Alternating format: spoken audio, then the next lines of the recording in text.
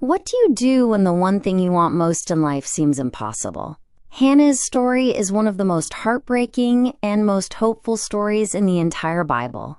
And today, we're going to walk through every moment of it. Year after year, Hannah came to the house of God.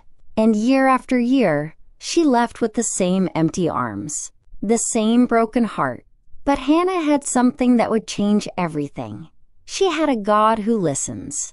Hannah was one of two wives of a man named Elkanah. The other wife, Peninnah, had children. Hannah had none. In ancient Israel, this wasn't just a personal pain.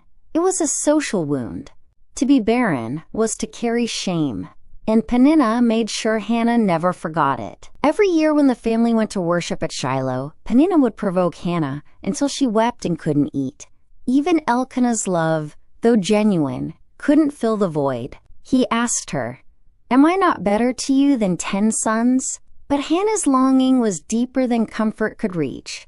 One day, in deep anguish, Hannah rose and prayed. But this wasn't an ordinary prayer. She wept bitterly and made a vow. "Lord Almighty, if you will look on your servant's misery and give me a son, then I will give him to the Lord all the days of his life." She prayed so intensely, lips moving but no sound coming out, that Eli the priest thought she was drunk. He rebuked her. And in her pain, Hannah explained, "I am a woman who is deeply troubled.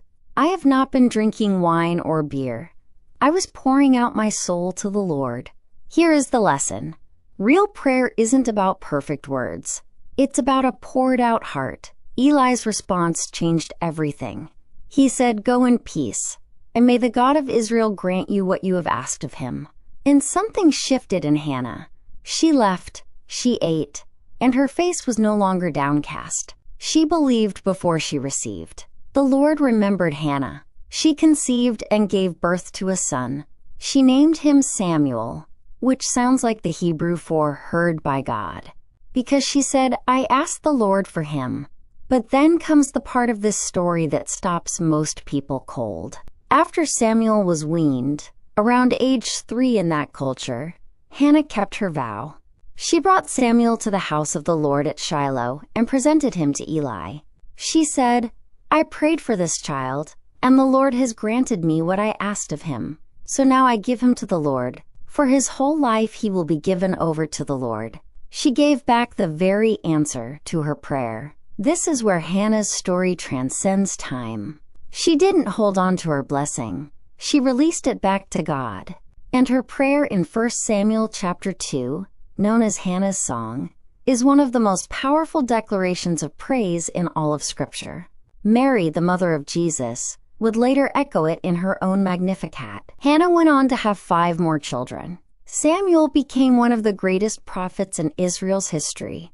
And it all started with one desperate, honest prayer. What are you waiting on God for right now? What prayer have you been praying so long that your hope is starting to fade? Hannah's story reminds us that God has not forgotten you.